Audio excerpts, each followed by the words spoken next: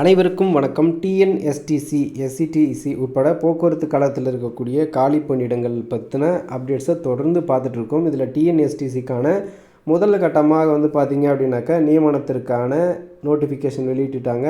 இதில் பாதிக்கப்பட்ட தேர்வர்கள், அதாவது கண்டக்டர் தனியாகவும் டிரைவர் தனியாகவும் தான் எடுப்பாங்க அப்படின்னு நினச்சிட்டு இருந்தாங்க. ஆனால் டிசிசி என்ற மெத்தட் படி டிரைவர் கம் கண்டக்டர், ஒருத்தரே டிரைவர் லைசன்ஸும் வச்சுருக்கணும், அவரே கண்டக்டர் லைசன்ஸும் வச்சுருக்கணும். அப்படி கண்டக்டர் லைசன்ஸ், டிரைவர் லைசன்ஸ் இரண்டுமே வைத்திருக்கக்கூடிய நபரால் மட்டும்தான் இதுக்கு விண்ணப்பிக்க முடியும்னு சொல்லிட்டு ஒரு 3000 சம்திங் போஸ்டிங்ஸ்க்கான ஒரு அறிவிப்பை விட்டுட்டாங்க.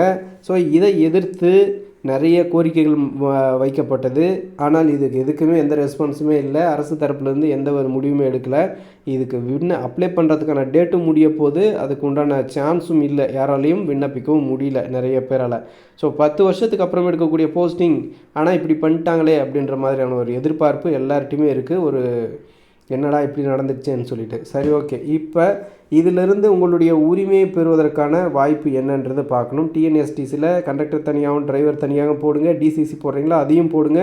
அதே மாதிரி டெக்னிக்கல் ஸ்டாஃப், நான் டெக்னிக்கல் ஸ்டாஃப்னு சொல்லி போஸ்டிங் போடுறீங்களா எல்லாத்தையும் போடுங்க. ஒரே நோட்டிஃபிகேஷனாக வெளியிடுங்க அப்படின்னு சொல்லி கேள்வி கேட்குறாங்க.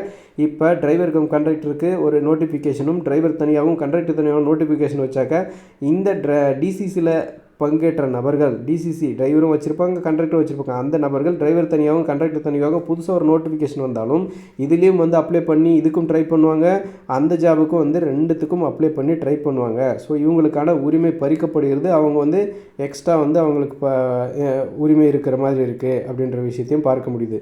இரண்டாவது கேள்வி என்ன அப்படின்னாக்கா, எல்லாருக்கும் ஒரு மிகப்பெரிய கேள்வி என்னென்னா, இதுக்கப்புறம் டிரைவர் தனியாகவும் கண்டக்டர் தனியாகவும் எடுப்பாங்களா எடுக்க மாட்டாங்களா அப்படின்ற ஒரு கேள்வியும். டெக்னிக்கல் ஸ்டாஃப், நான் டெக்னிக்கல் ஸ்டாஃப் சம்மந்தப்பட்ட அப்டேட் எடுப்பாங்களான்னு தெரில. ஏன் அப்படின்னு கேட்குறீங்க அப்படின்னா, ஏன் இந்த சந்தேகம் உங்களுக்கு? கண்டிப்பாக அடுத்தடுத்து நடக்கும் அப்படின்னு கூட நினைக்கலாம். ஆனால் அதுக்கும் ஒரு இது வந்துடுச்சு.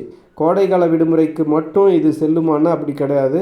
ஒட்டுமொத்தமாகவே இந்த வேலை எல்லா டிப்போலையும் நடந்துகிட்ருக்கு, எல்லா மாவட்டத்திலையும் நடந்துகிட்ருக்கு.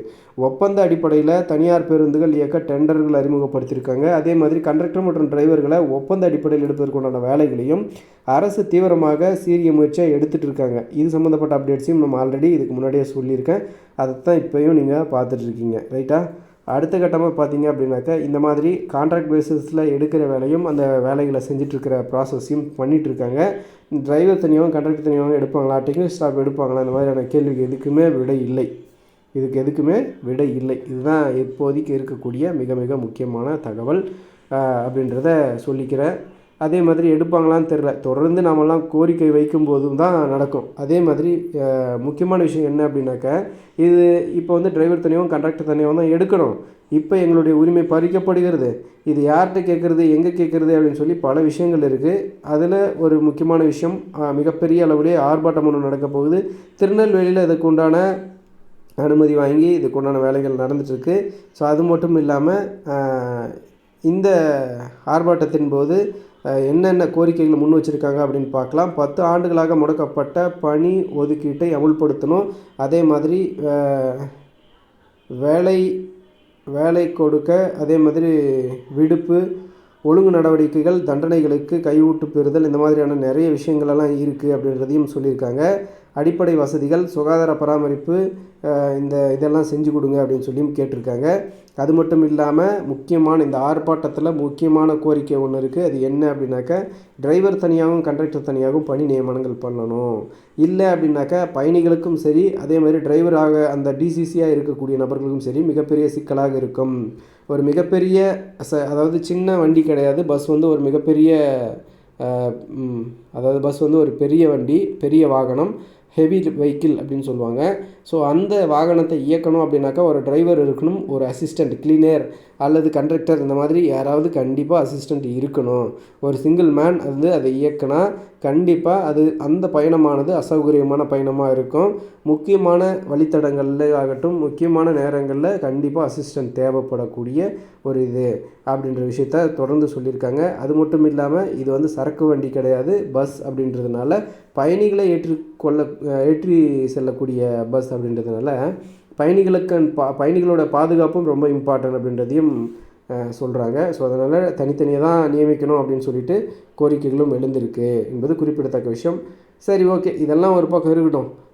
போராட்டம் இதெல்லாம் அரசு வந்து செவி கொடுக்கல, மனுக்கும் எதுக்குமே மசியல அப்படின்னும்போது ஃபைனலாக வந்து நீதிமன்றத்தில் தடை ஸ்டே ஆர்டர் வாங்குவதற்காக இந்த நோட்டிஃபிகேஷன் முடியறதுக்குள்ளார இந்த எக்ஸாமினேஷன் இந்த நோட்டிஃபிகேஷனை ஸ்டே ஆர்டர் வாங்கி இதை ஸ்டாப் பண்ணணும். நீங்கள் விட்டால் எல்லாருக்கும் விடுங்க, நீங்கள் பண்ணால் எல்லாத்தையும் பண்ணுங்கள், இதை மட்டும் நீங்கள் பண்ணால் நாங்கள் பாதிக்கப்படுகிறோம் அப்படின்னு சொல்லிட்டு பாதிக்கப்பட்ட தேர்வர்கள் வந்து வழக்கு தொடுக்க முடிவு பண்ணியிருக்காங்க. அந்த வழக்குக்கான இது வழக்கு வந்துட்டு பார்த்திங்க அதுக்கான வேலைகள் ஏற்பாடுகள் தீவிரமாக செஞ்சுருக்காங்க. வழக்கு குறித்த விவரங்களை நாளைக்கு சொல்கிறேன். நாளைக்கு தான் இது சம்மந்தப்பட்ட அப்டேட் கிடைக்கும். ஏன்னாக்கா இன்றைக்கி வந்து நீதிமன்ற விடுமுறை நாள், நாளை தான் வந்து வழக்கு தொடுக்க போகிறாங்க. ஸோ அதற்குண்டான அனைத்து ஏற்பாடுகளும் பண்ணியிருக்கு. கடந்த 2 நாட்களாக விடுமுறை என்ற காரணத்தினால இன்று அதற்குண்டான தீவிரமான வேலைகளை பண்ணிகிட்டு இருக்காங்க. ஸோ நாளை தான் ஒர்க்கிங் டே. நாளையிலேருந்து வழக்கு சம்மந்தப்பட்ட அப்டேட்ஸ் என்னென்ன, எப்போ கேஸ் ஹியரிங் போது, ஸ்டே ஆர்டர் அவசர வழக்காக விசாரித்து ஸ்டே ஆர்டர் வாங்கணும், இந்த மாதிரியான விஷயங்கள் இது சம்மந்தப்பட்ட அப்டேட்ஸ் எல்லாமே அடுத்தடுத்த வீடியோஸில் டீட்டெயிலாக பார்க்கலாம். இவ்வாறாக இந்த டிஎன்எஸ்டிசி போக்குவரத்தில் அவங்க தங்களுடைய உரிமைக்காக டிரைவர் மற்றும் கண்டக்டர்கள் போராடக்கூடிய எதிர்பார்க்கக்கூடிய விஷயமானது நடந்து கொண்டிருக்கிறது தற்போது. மேலும் புதிய அப்டேட் மற்றும் புதிய தகவல்களுடன் அடுத்தடுத்த வீடியோக்களில் சந்திக்கிறேன். நன்றி.